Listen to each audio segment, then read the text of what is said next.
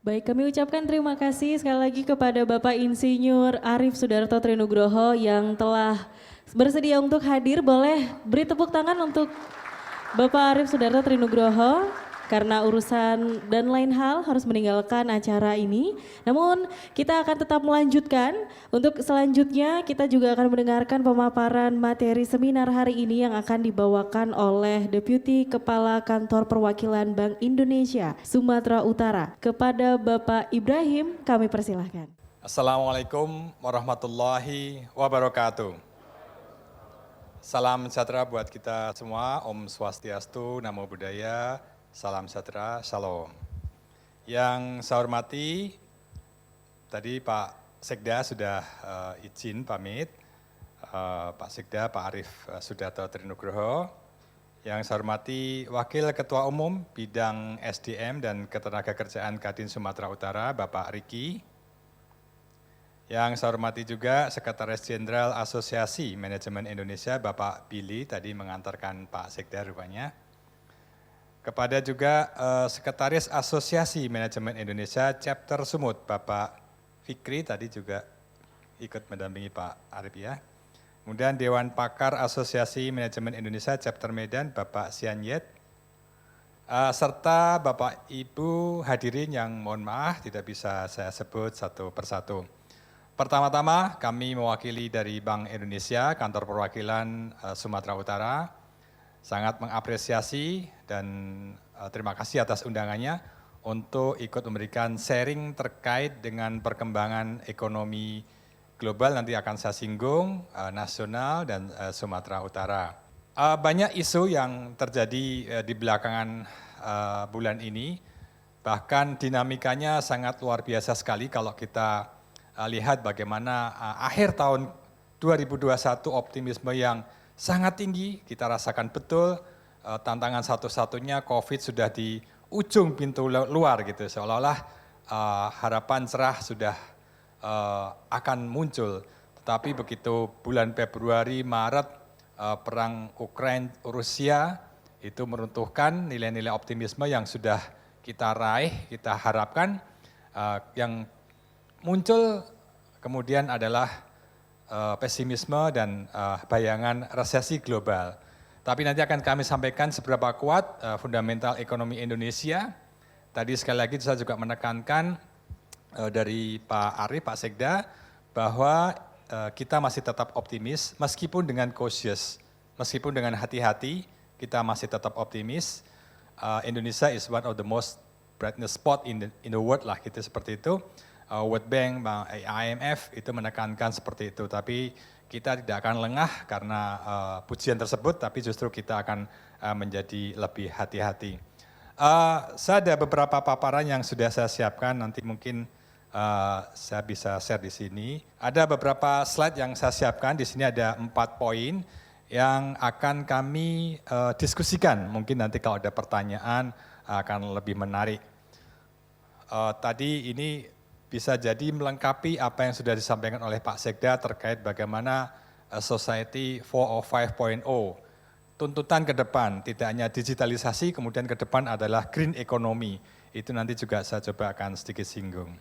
Ada 4 area yang akan saya cover di sini, yaitu bagaimana perkembangan ekonomi terkini, outlook, kemudian bagaimana respon kebijakan Bank Indonesia terkini. Menginjak di poin pertama, ini adalah diskusi yang menarik belakangan ini, bagaimana kita juga sangat merasakan dinamika exchange rate Indonesian IDR ya, Indonesian rupiah. Itu memang karena tekanan di 3 faktor ekonomi global yang ada saat ini. Pertama, kita tahu pertumbuhan ekonomi yang sudah terakselerasi ya, setelah kita COVID di tahun 2020-2021, harapannya ke depan akan tumbuh lebih kuat lagi. Tetapi ketika ada perang Rusia-Ukraina, di mana global value chains, kemudian bagaimana komoditi utama di Rusia-Ukraina yang ada oil and gas serta pupuk dan komoditi lain transportasi yang melewati area-area tertentu, itu mengalami disrupsi sehingga harganya meningkat tajam dan itu menyebabkan pertumbuhan ekonomi mengalami perlambatan atau setidaknya tidak sekuat seperti yang diperkirakan sebelumnya. disrupsi di pasokan tadi juga menyebabkan inflasi di berbagai negara. Amerika sebagai contoh bulan Juli kemarin, Juni-Juli itu bahkan sempat mencapai 9,1% inflasinya. Padahal kita tahu Amerika target inflasinya hanya sebesar 2%, jadi berapa lipat kalinya ya, 4 kali lebih. Sehingga tidak heran sampai kemudian hari Rabu kemarin, The Fed atau Bank Sentral Amerika masih tetap menaikkan the consecutive 7. Jadi 7 kali berturut-turut mereka menaikkan suku bunganya hingga mencapai 4,25 sampai 4,5%. Ini luar biasa, inflasi bulan Juli adalah inflasi tertinggi dalam 40 tahun terakhir dan suku bunga saat ini juga suku bunga yang tertinggi dalam beberapa dekade terakhir. Ini yang kemudian menyebabkan arus global, ya, portfolio likuiditas internasional kembali masuk ke Amerika karena mereka melihat suku bunga The Fed kembali meningkat dan itu mengattract global liquidity untuk masuk ke Amerika dan ini juga melanda Indonesia bagaimana portfolio investment ada sebagian yang keluar dan itu berdampak kepada pelemahan nilai tukar di berbagai negara termasuk Indonesia. Jadi ada 3 di sini bagaimana pertumbuhan ekonomi mengalami perlambatan untuk negara tertentu bahkan 2023 ada potensi resesi, inflasi yang tinggi, kemudian bagaimana respon negara-negara dunia lainnya yang dipicu oleh The Fed menaikkan suku bunga mau nggak mau negara lain harus mengimbangi untuk menarik portfolio investment tadi itu dengan menaikkan suku bunga. Itu juga yang terjadi dengan Bank Indonesia harus mengikuti pola The Fed. Inilah yang kemudian menjadi tantangan bagi perekonomian Indonesia, bagaimana kita mengendalikan stabilitas makroekonomi dan untuk kemudian pemulihan ekonominya. Jadi dengan kondisi seperti ini tentu saja ada resiko inflasi yang meningkat, kita sudah mengalami, sudah terlihat di bulan mulai Juni, Juli kemarin, bagaimana inflasi yang terjadi di Indonesia itu sangat tinggi sekali. Mungkin ibu-ibu di sini kalau ingat tahun 2019, kebetulan saya sudah di sini, bagaimana cabai tahun 2019 juga mendekati 100.000, nah bulan Agustus kemarin juga seperti itu. Nah ketika inflasi sudah melandai, ternyata fiskal kita nggak kuat, APBN kita nggak kuat, sehingga subsidi dikurangi atau terjadi kenaikan konsekuensi kenaikan BBM di tanggal 3 September. Ini kemudian volatile food, inflasi yang dipicu oleh harga-harga komoditi yang mudah bergejolak, berganti menjadi komoditi yang diatur harganya oleh pemerintah atau administered price yang kembali meningkat harganya.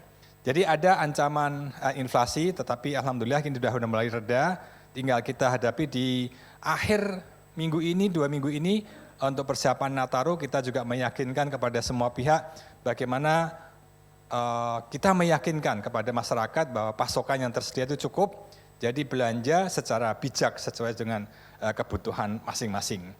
Di sini tetap ada resiko aliran modal yang tadi saya sampaikan, karena tadi exchange rate, bagaimana The Fed meng-attract capital mobility di international market.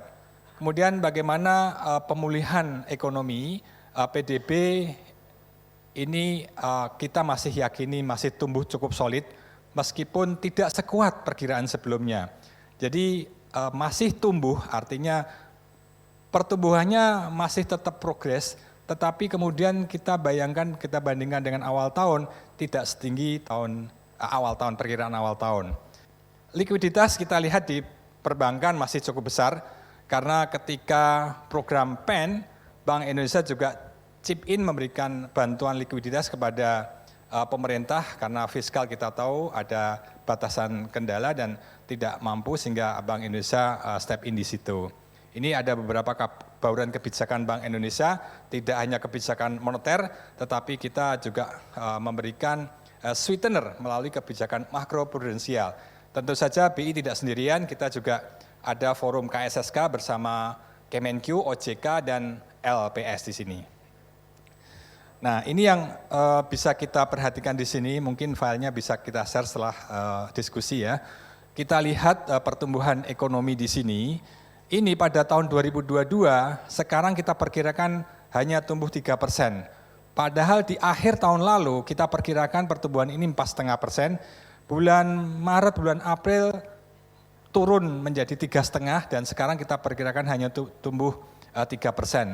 Jadi ada beberapa pertumbuhan ekonomi dunia yang didrive oleh negara maju itu juga mengalami perlambatan. Kalau kita lihat trennya di sini, Amerika dari 5,7 menjadi 1,7 dan demikian juga negara-negara lainnya. Ke depan kita lihat juga yang tadinya ini cukup recovery-nya tetap terjaga dan terus meningkat. Ini juga tampaknya 2023 itu tidak sekuat tahun 2022. Jadi inilah yang semoga di sini saya lihat memang kalangan bisnis peluang dan tantangan akan selalu ada, tetapi dengan melihat seperti ini kita bisa memperbaiki, setidaknya memitigasi risiko apa yang kira-kira terjadi dari faktor eksternal seperti itu. Kalau kita lihat beberapa PMI, Purchasing Manager Index yang di-gather dari Manufacturing Manager, itu terlihat trennya masih cukup rendah. Indeks ketidakpastian global juga cenderung masih tetap tinggi meskipun trennya agak sedikit rendah ketika dibandingkan dengan pandemi COVID dan kemudian sempat meningkat ketika ada perang Rusia-Ukraina di sini. Penjualan eceran beberapa trennya stuck, ada yang sedikit menurun meskipun Tiongkok ini meningkat, tetapi kabar bahwa mereka menerapkan zero COVID yang kemudian dimodifikasi untuk mendorong perekonomian ini juga diharapkan memberi peluang bagi perdagangan dengan China meskipun kita belum tahu hasilnya karena case COVID di China juga masih cukup tinggi. Nah ini yang terkait inflasi tadi saya sampaikan. Dengan perkembangan dinamika awal tahun perang Rusia-Ukraina, itu inflasi di negara dunia, baik itu di negara maju dan negara berkembang, trennya mengalami peningkatan di sini. Belum menunjukkan tanda-tanda decreasing, masih terlalu lemah di sini. Artinya masih stuck di level yang tinggi, dan ini kalau kita lihat dari breakdown per country-nya, baik negara maju maupun negara berkembang, kita lihat di sini. Garis warna merah di sini ini adalah target range inflasi yang diharapkan oleh bank sentral atau otoritasnya masing-masing. Seperti di sini Amerika, Euro area, Inggris, Belanda, Inggris ya yang terakhir masih tetap tinggi, Euro area juga masih tinggi. Ini jauh sekali di atas target range sekitar 2%. Kalau kita lihat bagaimana negara berkembang, ini juga rata-rata masih lebih tinggi, tetapi tidak setinggi di negara berkembang. Ini memang karena sebagian kalau di negara maju, mereka lebih floating ke pass-through efek dari harga internasional ke commodity price di komersial marketnya, sehingga ini inflasinya lebih terasa di negara-negara maju.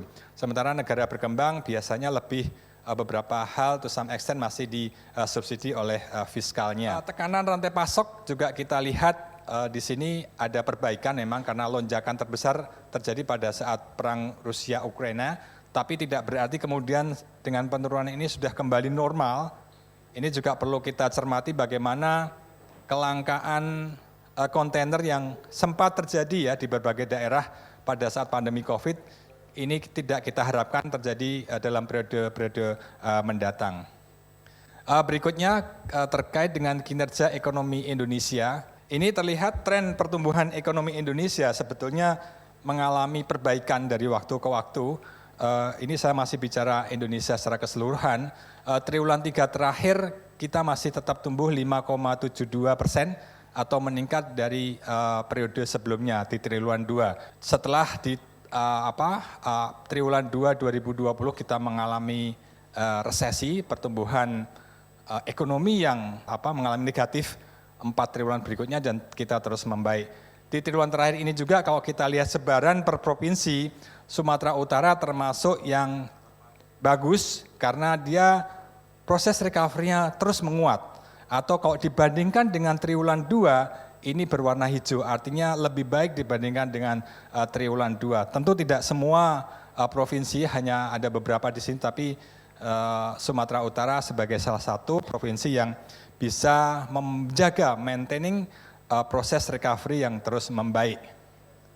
Kemudian bagaimana perkembangan ekonomi domestik yang tetap berlanjut, itu kalau kita lihat dari tadi ada PMI di pasar global, kita juga ada indikator Purchasing Manager Index di Indonesia, itu juga trennya masih cukup baik meskipun ini di ujungnya ada potensi perlambatan. Ini harus kita cermati di sini.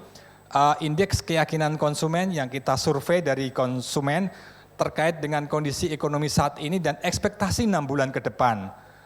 Rata-rata masih tetap di atas 100, masih ada optimisme di sini.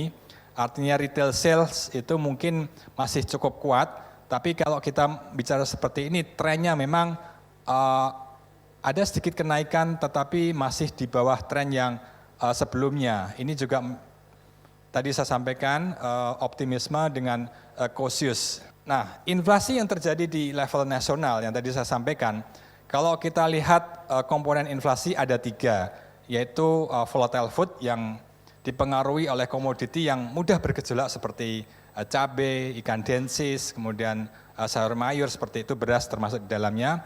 Kemudian juga ada inflasi yang harganya diatur oleh pemerintah atau administered price seperti tiket pesawat, angkutan, harga BBM, itu adalah contoh-contoh inflasi yang komoditinya diatur oleh pemerintah. Kemudian juga ada core inflation, yaitu komoditi yang memang dipengaruhi oleh daya beli masyarakat. Jadi kalau kita memperhatikan inflasi ini, kalau ingin memperhatikan bagaimana pertumbuhan ekonomi yang real, pergerakannya mempengaruhi inflasi, kita lihat di core inflasinya. Kalau core inflasinya tinggi, justru di situ adalah tanda-tanda penguatan ekonomi yang membaik. Ada penguatan demand di situ, demand driven di situ lebih kuat. Tetapi kalau inflasi didorong oleh volatile food misalnya, berarti ada ancaman, ada gangguan pasokan biasanya seperti itu. Ada supply yang tidak lancar karena misalnya gangguan musim atau gagal panen. Kalau kita lihat di administered price yang meningkat, berarti memang ada kebijakan kenaikan BBM seperti itu. Nah, kalau kita lihat besarannya memang untuk inflasi inti masih pada kisaran 3,3. Artinya ini masih dalam level yang wajar. 3 plus minus 1 adalah expected inflasi dari Bank Indonesia dan itu menunjukkan level yang wajar yang sesuai dengan fundamental ekonomi Indonesia.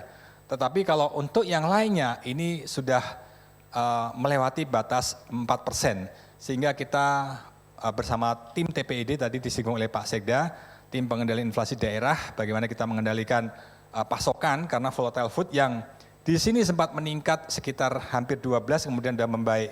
Tetapi tanggal 3 September ketika ada kenaikan BBM ini mengalami lonjakan. Sebaran per provinsi dengan dinamika volatile food kemarin yang memang luar biasa sekali, kemudian disambung dengan adanya kenaikan BBM, inflasi di berbagai provinsi, kecuali di Maluku Utara, ini di atas batas 4%. Jadi ini yang menjadi concern kita bersama, termasuk dengan pemerintah daerah. Bagaimana dengan pertumbuhan ekonomi di Sumatera Utara? Ini kalau dalam beberapa diskusi sebelumnya saya menyampaikan baik dengan kalangan perbankan atau Pemda atau siapapun, saat ini memang kita membaik ya 4,97 tadi warna hijau. Kalau kita lihat di sini trennya meningkat. Tetapi 3 triwulan sebelumnya, ya 3 triwulan sebelumnya, jadi triwulan 4 2021, triwulan 1 2022, triwulan 2 2022, kita selalu kalah dengan Riau, dengan Provinsi Riau. Sehingga dalam 3 konsekutif triwulan, pangsa atau kontribusi andil pertumbuhan ekonomi Provinsi Riau itu nomor 1 untuk menyumbang di kawasan Sumatera. Ini yang kita ya sedikit joke ya. Wah, jangan sampai ini kalau Sumatera Utara kemudian ranking 2 atau ranking tidak nomor 1, kita menjual dalam tanda kutip potensi investasi, potensi perdagangan, itu ke potensial investor baik domestik maupun luar negeri semakin dalam tanda kutip agak sulit. Karena ketika potensial investor tentu melihat profil Sumatera Utara, bagaimana profil domestiknya. Oh ini kita nomor 1 di se-Sumatera, sehingga lebih mudah. Potensinya apa saja, nanti akan saya sampaikan potensi-potensi investasi yang ada di berbagai daerah. Jadi ini yang saya juga coba memicu bagaimana kita bisa memaintain recovery ini dalam pace yang tetap terjaga dan selalu lebih tinggi dibandingkan triwulan sebelumnya. Saya juga ingat betul kalau tren ini kita tarik ke belakang, Sumatera Utara basicnya adalah selalu mempunyai pertumbuhan yang lebih tinggi dibandingkan dengan nasional. Tetapi sejak pandemi COVID ya tahun 2020 ke sini kita selalu di bawah level nasional. Ini yang kita juga curious gitu ya. Curious dari bagaimana BPS menggrab data, kita diskusi apakah ada yang salah atau yang diperbaiki, kemudian kita diskusi dengan asosiasi juga, ini kenapa trickle down efeknya kok nggak merata ke masyarakat ketika harga CPO kita tahu harga CPO yang terus meningkat sejak tahun 2020 itu kok tidak ngefek ke pendapatan masyarakat khususnya yang bergerak di pertanian atau perkebunan kelapa sawit. Tidak sekuat yang kita bayangkan, sehingga berbagai kurios itu kok rasanya belum bisa menjawab ada apa nih, kenapa potensi pertumbuhan ekonomi Sumatera Utara tidak bisa fully recover kembali kepada sebelum pandemi COVID. Nah kalau kita lihat juga di sisi pengeluaran dan lapangan usaha, tipikal negara atau provinsi yang mempunyai atau didukung oleh populasi yang besar, biasanya sektor konsumsi itu mempunyai porsi yang cukup besar. Di sini Sumatera Utara juga serupa, kita porsi atau kontribusi dalam pembentukan PDRB mencapai 50%. Biasa kita lihat bagaimana peranan dari perdagangan besar dan eceran, HoReCa, sektor retail, itulah bisa mendorong, atau UMKM juga di sini yang sangat penting sekali, itu adalah bagaimana dia mencerminkan indikator di sisi konsumsi di sini. Kemudian di konsumsi pemerintah tidak terlalu besar, hanya sekitar 6% di sini, tapi kemudian di sini cukup besar, ada faktor investasi juga penting. Untungnya Sumatera Utara dilalui proyek-proyek strategis nasional, baik itu jalan tol Trans Sumatera maupun PSN-PSN lainnya yang ada di Danau Toba, Kek Semangke, dan Kuala Tanjung, serta proyek-proyek strategis itu yang sedikit banyak memberi backward dan forward efek kepada aktivitas ekonomi di kawasan Sumatera Utara. Nah, bagaimana dengan perdagangan ekonomi Sumatera Utara? Ini juga sangat menarik. Kalau di level nasional itu seingat saya sudah 30 bulan ya kalau nggak salah, 30 bulan berturut-turut kita selalu mengalami surplus trade balance atau surplus neraca perdagangan. Di level Sumatera Utara juga kita mengalami surplus juga. Dalam tanda kutip ada windfall ketika price komoditi seperti CPO, kopi to some extent itu juga mengalami peningkatan. Ini bisa tetap memberikan stimulus dan diharapkan antara hulu dan sektor hilirnya terjadi proses yang saling mendukung. Ada proses value chain di situ. Nilai tambah yang dihasilkan oleh masing-masing industri kita harapkan ada proses berkesinambungan sehingga kita punya bahan baku yang kuat, tidak hanya kemudian dijual dalam bentuk bahan mentah. Kita ada proses, ini kita juga bersama Bank Indonesia, bersama Kemenko, kemudian Kemenperin, bagaimana dorongan kepada dua, aglomerasi dan hilirisasi. Aglomerasi adalah connecting the dot antara potensi sumber daya alam maupun sumber daya manusia yang ada di Sumatera Utara, kita kaitkan di antara mereka sendiri, terutama nanti dukungan ketika ada jalan tol Trans Sumatera, ada fishbone networknya di situ.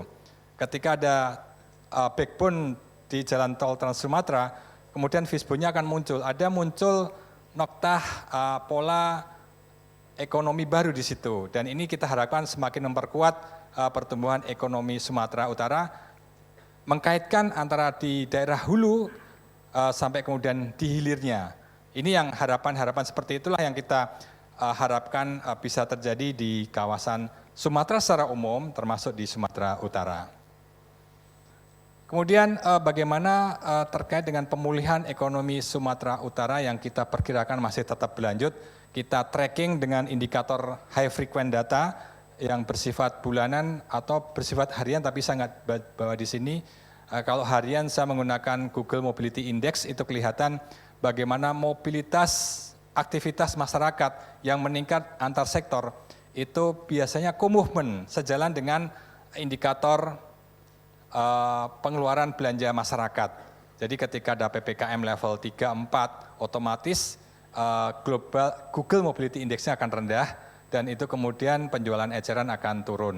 Tapi ketika PPKM-nya dibuka menjadi 1 atau terjadi pelonggaran, Google Mobility Index-nya meningkat, maka itu akan mendorong aktivitas yang tercermin dalam penjualan retail. Jadi hubungannya seperti itu. Ini survei penjualan eceran, kita lihat trennya masih bagus. Nah ini angkutan udara, ini beberapa kali kita juga ketemu koordinasi dengan Pemkot, Pemprov juga, untuk mengantisipasi lonjakan arus, ini ya mungkin arus mudik atau pergi pada saat Nataru ini, karena kita lihat akan sangat luar biasa di Sumatera Utara dan Medan. Kita ingin memastikan tiket atau tiket price harga yang tertera itu sesuai dengan panduan yang memang sudah ada pedomannya dari Kemenhub, sehingga harapannya tidak ada overprice yang itu akan menyebabkan inflasi di situ. Kemudian kalau kita lihat di perkembangan harga komoditas yang sebelah kiri, boleh dikecilkan aja Mas, ya kiri, itu memang trennya memang tidak sekuat sebelumnya. Tren kenaikan harga komoditinya meskipun masih level yang cukup menarik, tetapi ada kecenderungan yang semakin turun. CPO kita tahu di sini setelah gonjang-ganjing policy di bulan April, Juni dibuka tutup seperti itu.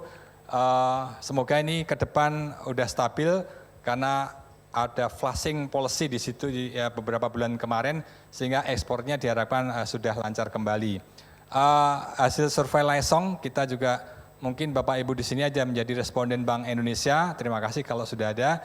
Ini juga kita gather informasi dari kalangan bisnis bagaimana persepsi dan ekspektasi terkait dunia usaha terkait dengan permintaan ekspor, kemudian penjualan domestik dan lain sebagainya. Ini cenderung ada beberapa yang meningkat meskipun ada beberapa yang turun, tadi mix ya di sini ya. Ini juga perlu kita cermati. Nah di halaman berikutnya inflasi yang tadi saya sampaikan, Indonesia secara umum sudah melewati, kalau boleh saya katakan seperti itu, melewati puncak tertingginya dan kita sekarang di level 5,42. Sumatera Utara bahkan level yang lebih rendah lagi, yaitu di 5,03 ya, 5,03. Sehingga ini di bulan lalu Pak Edi Gubernur, Pak Gusu, Pak Edi Ramayadi mendapat apresiasi dari Kemendagri karena bisa mengendalikan inflasi dan kemudian ini di bawah level nasional.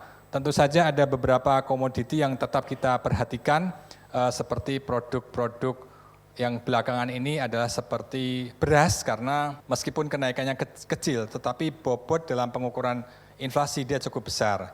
Dan saya membaca tadi juga Bulog akhirnya tidak mau melakukan impor untuk mengantisipasi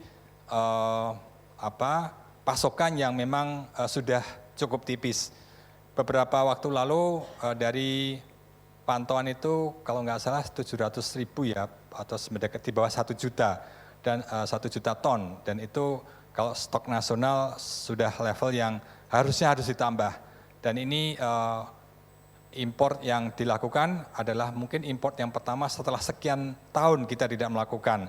Tetapi ini concern nasional, food security, sehingga kita tidak ingin ada kenaikan gejolak di komoditi terutama di pangan.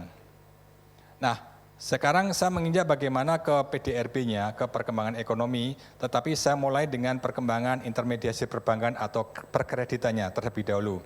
Bank Indonesia sebagaimana kita ketahui telah menaikkan kebijakan suku bunga dalam episode beberapa bulan terakhir. Namun kalau kita perhatikan likuiditas perbankan di masyarakat itu sebetulnya masih ample, masih cukup untuk mendorong pertumbuhan ekonomi. Kredit yang disalurkan ke masyarakat juga masih tumbuh cukup baik, bahkan untuk UMKM itu masih double digit, masih sekitar 16,8%. Jadi progres adanya peningkatan kredit ini yang lebih meningkat dibandingkan tahun lalu, bahkan beberapa periode sebelumnya, itu juga diimbangi dengan risiko yang lebih rendah, tercermin dari non-performing loan-nya, ini juga masih dalam level jauh di bawah 5 atau indikasi itu yang perlu diwaspadai.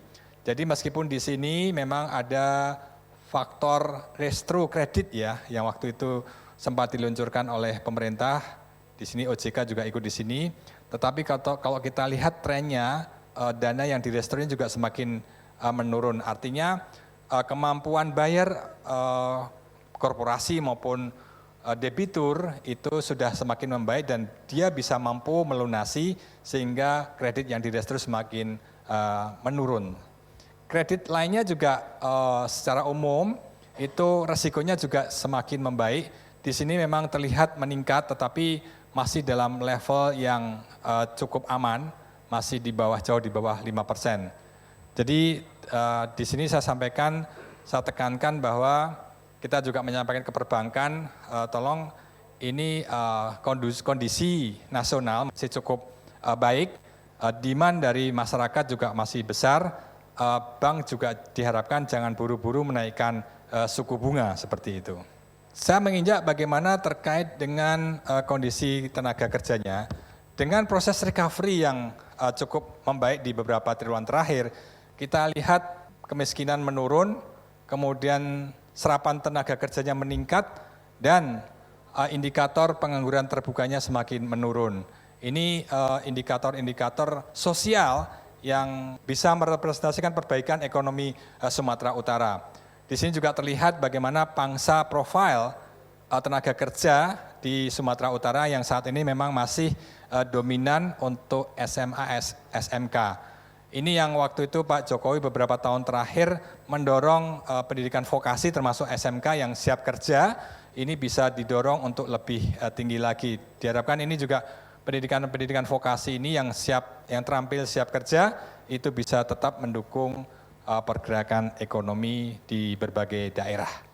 Ini tadi sudah saya sampaikan, indeks sosial terkait dengan penduduk miskin juga kita trennya membaik, Gini rasio ada disparitas ya, kemiskinan atau disparitas pendapatan itu juga to some extent membaik. Meskipun kalau kita bandingkan kota dan desa, itu justru di perkotaan yang Gini rasio atau disparitasnya lebih tinggi.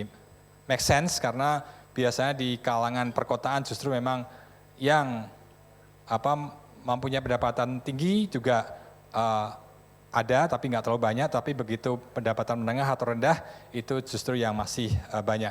Tetapi untuk di pedesaan mereka cenderung convert sehingga Gini rasio untuk kawasan pedesaan relatif lebih rendah. Nah sekarang saya menginjak bagaimana tantangan dan peluang perekonomian Sumatera Utara.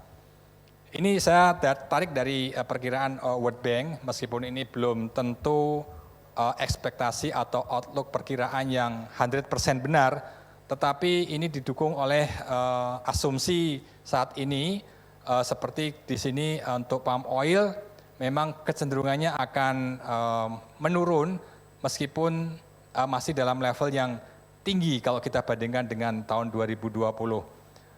Semua harga di sini itu bagai pisau bermata dua ya. Kalau kita mengekspektasikan harga itu naik, tergantung apakah kita konsumsi barang tersebut ya atau kita eksportir barang tersebut. Kalau CPO ini ketika ada pandemi Covid, ketika ada permintaan atau demand terkait sanitar dan kosmetik, terutama inilah alat-alat kesehatan. Produk turunan CPO paling banyak dibutuhkan sehingga pada saat itu demand produk CPO justru mengalami peningkatan dan kita beruntung sebagai eksportir. di situ. Artinya ada kita ngelihatnya seperti apa. Nanti ketika harga minyak yang saat ini kita sebagai net oil importing ya, kita sudah import, ketika ada kenaikan harga minyak saat ini dampaknya malah negatif kepada kita. Seperti yang kemarin BBM, kenaikan harga BBM di tanggal 3 September karena subsidi yang tidak kuat lagi. Nah ini juga menarik bagaimana kita melihat Sumatera Utara, kalau lihat tipikal topografi daerah itu bisa kita bagi menjadi 4. Pantai Timur sebagai wilayah tradisional perdagangan sejak lama karena memang ada pantai timur yang ramai di sini berbatasan dengan Malaysia dan Singapura. Ini ada 12 kabupaten kota sehingga pangsanya sangat dominan sekali. Sementara di tengah ini sebetulnya ada potensi yang cukup masif luar biasa terkait dengan perkebunan, kopi dan lain-lain. Ini relatif cukup besar juga 14. Nah di sini kalau kita bandingkan memang masih relatif baru untuk kawasan kepulauan di sini Nias dan itu hanya 5 kabupaten di sini 8 kabupaten kota. Tetapi kalau kita lihat disparitasnya tadi saya sampaikan. Untuk kota cenderung tinggi, tetapi di daerah, di pedesaan, di sini cenderung rendah. Nah, topografi profil inilah yang kita harapkan bisa terjembatani melalui proses aglomerasi dan hilirisasi tadi.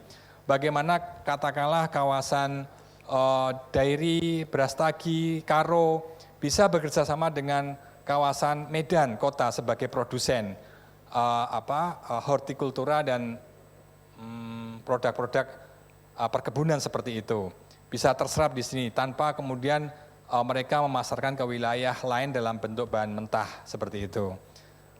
Nah ini juga kalau kita lihat sebaran Gini rasionya, kawasan yang Pantai Timur tadi yang relatif dalam tanda kutip PDRB per kapitanya cukup tinggi, tetapi secara umum dia mendekati level Gini rasio yang tinggi, terutama di sini Medan.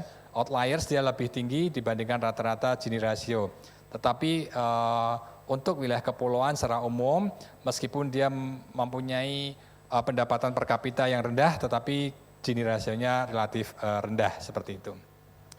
IPM juga indikator pembangunan manusia, yang ini juga BPS dan Kemensos dan World Bank terutama itu juga sering menggunakan indikator ini, indeks pembangunan manusia yang dikompositkan dari beberapa indikator ini, angka harapan hidup, harapan lama sekolah, rata-rata lama sekolah dan pengeluaran per kapita itu kita kalau di Sumut sedikit lebih rendah dibandingkan dengan nasional.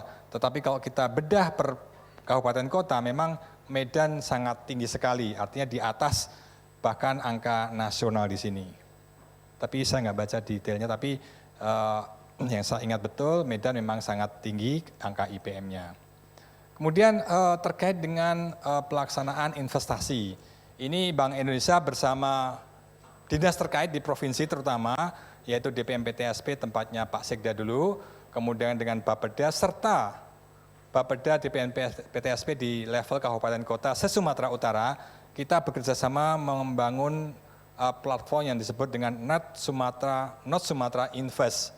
Tujuannya adalah kita berusaha memberikan capacity building kepada kabupaten kota untuk mengemas potensi investasi ya dengan lebih enak dibaca oleh calon potensial investor bagaimana IRR-nya, ROI-nya, kemudian hitung-hitungan investasinya seperti itu.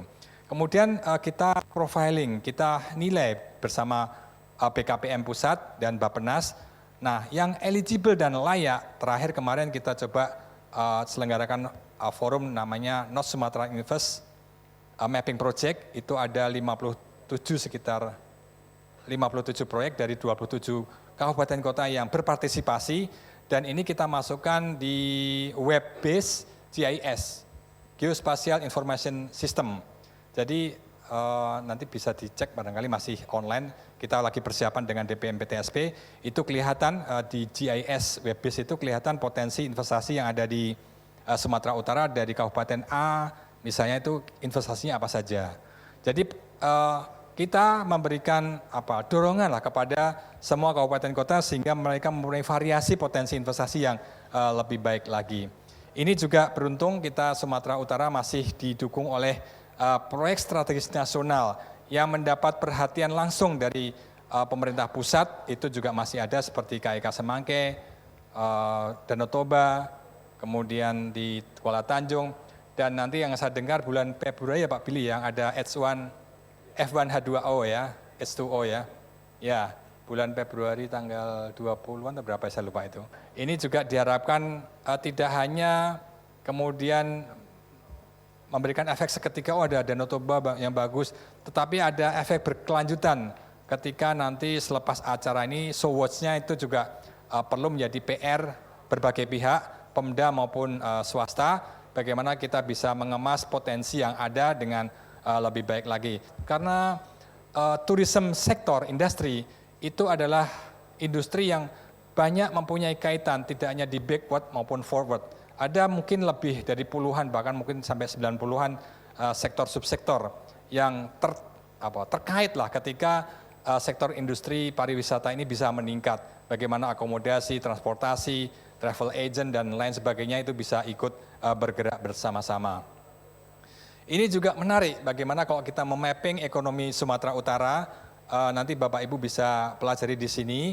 Cara membacanya adalah ada 4 kuadran yang saya bagi di sini, kemudian saya pecah bagaimana di sisi horizontal struktur perekonomian. Semakin tinggi atau dia berada di sebelah kanan adalah sektor atau subsektor yang pangsa terhadap PDRB-nya semakin tinggi kalau dia bergerak ke kanan. Nah, untuk yang sumbu vertikal adalah aspek ketenaga kerjaan. Semakin ke atas, dia banyak menyerap tenaga kerja. Nah, kemudian dengan 2 indikator ini kita cross-tabkan untuk sektor subsektor yang ada di perekonomian. Nah, di sini untuk kuadran 3, 2, dan 6. 3 adalah yang paling tinggi karena dia mempunyai porsi terhadap PDRB-nya paling tinggi karena dia paling kanan. Kemudian dia juga menyerap tenaga paling tinggi yaitu di sektor pertanian, kehutanan, perikanan, industri pengolahan, konstruksi, PBE, dan reparasi mobil. Nah, kalau kita turunkan dari 3 ini ada level selanjutnya 2 dan 6. Nah, beberapa subsektor atau sektor inilah yang ketika pandemi COVID awal kita bersama Pemda, kita berusaha mendorong ini adalah sektor-sektor prioritas yang perlu didorong karena ini kaitannya banyak menyerap tenaga kerja dan memberikan kontribusi besar bagi perekonomian. Tetapi bukan berarti yang di sini kemudian kita tinggalkan karena di sini juga menjadi prospek juga ketika kita bagaimana bisa kita dorong, tetapi yang jelas ini akan diharapkan akan menarik sektor-sektor lainnya kalau ini kita garap mendapat prioritas terlebih dahulu, terutama pada saat kemarin terjadi pandemi COVID seperti itu. Oke, ini tadi sudah ya, nanti kalau pangsanya terkait tadi bagaimana konstruksi rumah tangga. Kemudian ini juga menarik kalau kita tadi profil topografinya kita bagi 4, pantai timur, barat, dataran tinggi, dan kepulauan. Ternyata memang di timur ini lebih banyak didukung oleh industri pengolahan. Berbeda dengan kawasan lain itu ada pertanian, peternakan, perikanan ini di nomor 1-nya di sini. Tetapi PBE, perdagangan besar dan eceran selalu di nomor 2. Artinya di sini memang tipikal konsumsi masyarakat yang bisa mendorong perekonomian sangat tinggi di wilayah Sumatera Utara karena dia selalu menduduki ranking terbaik atau kedua terbaik di masing-masing wilayah. Dan ini kita harapkan tiga area ini karena pangsanya cukup besar itu mendapat perhatian dari masing-masing wilayah yang ada di Sumatera Utara. Kemudian berlanjut ini terkait dengan dunia digital, Bank Indonesia juga tidak ketinggalan bagaimana kita melengkapi ekosistem masyarakat, kebutuhan masyarakat milenial, bagaimana dia bisa belanja dengan nyaman, mudah, atau kita tagline-nya adalah cemumuah, cepat, mudah, murah, aman, dan handal seperti itu. KRIS atau Quick Response Indonesia Standar yang mensimplify yang tadinya di meja kasir itu banyak QR-nya dari berbagai provider, misalnya dari OVO, GoPay, Link Aja, itu kita satukan hanya cukup satu saja. Nah sekarang untuk perkembangan KRIS di Sumatera Utara sudah cukup bagus, ada sekitar lebih dari 900.000 yang sudah tersedia di merchant, artinya di penjualnya. Tahun lalu seperti ini kita perkuat dan ini sebarannya, tahun ini kita lengkapi kepada penggunanya atau masyarakatnya. Jadi kalau penjualnya sudah ada merchantnya, penjualnya ya di tingkat penjualnya, masyarakat atau perorangannya atau penggunanya juga kita dorong untuk bagaimana dia juga mengaktifasi. Jadi ada aplikasi di mobile bankingnya itu kita aktifasikan, kita dorong, kita kasih sosialisasi untuk penggunaan KRIS-nya. Jadi ini merupakan ekosistem, penjualnya kita dorong, penggunanya juga kita dorong, sehingga harapannya terjadi kemudahan bertransaksi dalam masyarakat. Ini juga kalau kita lihat bagaimana perkembangan e-commerce di Sumatera Utara, memang di sini fashion dan personal care yang masih cukup dominan. Ini anak-anak remaja, ibu-ibu, termasuk kita-kita, Pak Bilia, itu juga banyak belanja di sini. Kemudian metode bayarnya memang masih banyak menggunakan e-money di sini. Kemudian kalau untuk kategori produk transportasi online, memang di sini masih banyak untuk belanja dan kayak Gojek gitu ya. Ini masih banyak ini untuk kategori ini. Ini kalau ini terkait dengan transaksi online-nya masih rupanya untuk Sumatera Utara e-money-nya memang meningkat, tetapi masih lebih COD dan tunainya masih cukup besar. Ini yang kita harapkan nanti semakin lama kebutuhan masyarakat yang bisa kita fasilitasi dengan menggunakan cashless society, dengan menggunakan KRIS bisa semakin lebih besar lagi. Nah, bagaimana dengan outlook ekonomi Sumatera Utara? Di awal tadi saya selalu menyampaikan cautious optimism, kita tetap optimis tetapi dengan cautious karena ada faktor-faktor resiko, ada potensi global resesi inflasi di negara maju tetap ada, bagaimana rantai mata perdagangan dunia juga masih dibayangi oleh kekhawatiran ketidakpastian yang cukup tinggi. Tapi kalau kita lihat bagaimana progres di tahun 2023 kita perkirakan masih cukup tinggi di 3,9 sampai 4,7. Meskipun untuk tahun 2022 ini kita perkirakan 4149. Kalau range-nya berarti ini agak bergeser sedikit lebih rendah, tetapi bukan berarti kita tidak tumbuh. Kita tetap tumbuh dalam kisaran 3,9 sampai 4,7%. Tapi memang dibandingkan dengan level nasional, tampaknya kita masih sedikit lebih rendah. Level nasional sekitar 4553 di Sumatera Utara masih 3947. Nah, karena ini ada kalau kita cerminan masing-masing subsektor atau indikator pengeluarannya untuk net ekspor di tahun 2023 kenaikannya kita agak tertahan di sini. Tidak seperti di tahun 2022 yang mengalami progres cukup luar biasa. Tetapi 2023 tetap tumbuh karena ini adalah growth ya. Tetapi kalau kita bandingkan dia lebih stabil lah dibandingkan dengan tidak ada progres yang meningkat lagi karena memang ada potensi eksternal yang masih tidak sekuat di tahun dibandingkan tahun 2022. Sehingga ini juga berpengaruh kepada konsumsi rumah tangga, trickle down efeknya atau spread efeknya. Ini untuk konsumsi rumah tangga tidak sekuat tahun sebelumnya juga. Padahal kita tahu tadi porsi kontribusi konsumsi rumah tangga adalah 50%. Nah, tetapi konsumsi pemerintah kita harapkan memberikan dorongan, meskipun tadi di sini juga jumlahnya tidak terlalu besar, tidak terlalu kuat, tetapi justru pada saat krisis ketika engine of growth untuk sektor konsumsi rumah tangga turun, ini yang diharapkan satu-satunya engine of growth di berbagai negara itu masih tetap berjalan.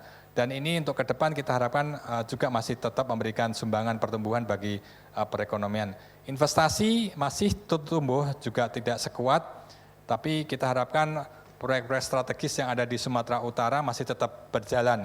Cuman memang karena sudah passing out, sudah mau jadi, sehingga dampak ke perekonomian tidak sekuat di tahun-tahun sebelumnya. Untuk lapangan usaha juga seperti itu gambarannya bagaimana pertanian secara umum kita masih mengalami progres.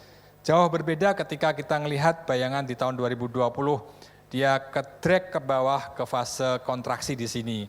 Tetapi setelah tahun 2020 kita trennya cenderung meningkat untuk keseluruhan komoditi utama yang ini 4 komoditi utama, 4 lapangan usaha utama yang kalau kita total itu sekitar 75-80% perekonomian di Sumatera Utara. Faktor penting lainnya yang tidak boleh dilupakan adalah inflasi.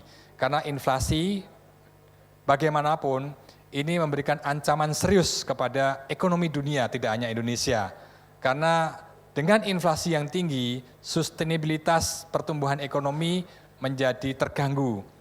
Itulah yang dari level presiden, kemudian menteri, termasuk gubernur Bank Indonesia, juga memberikan penekanan serius penanggulangan inflasi. Di tahun 2022 di sini ada beberapa faktor yang menyebabkan dorongan inflasi, termasuk di sini saya sebutkan perang Rusia-Ukraina, kemudian ada kenaikan BBM di sini.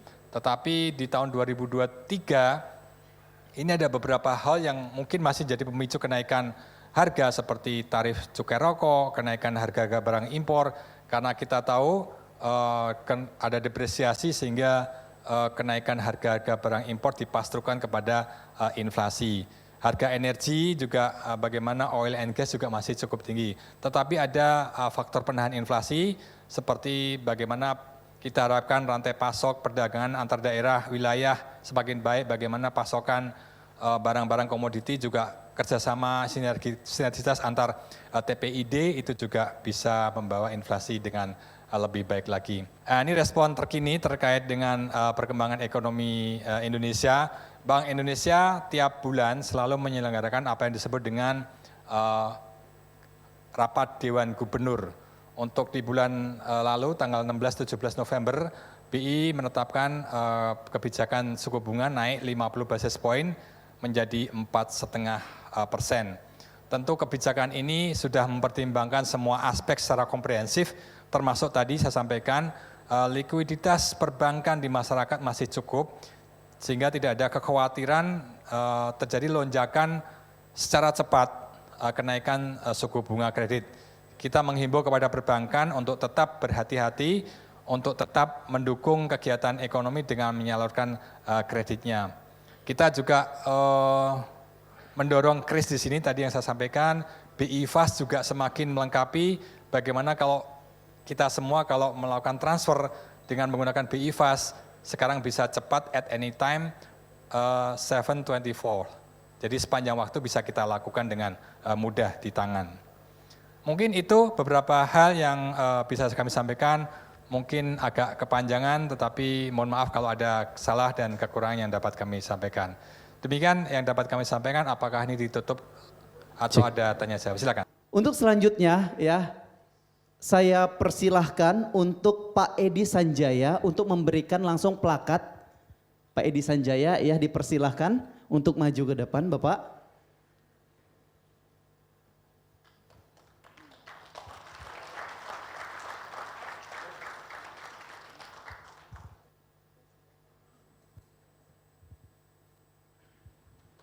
Iya, Bapak Ibu beri tepuk tangan sekali lagi untuk Bapak Ibrahim. Luar biasa materinya.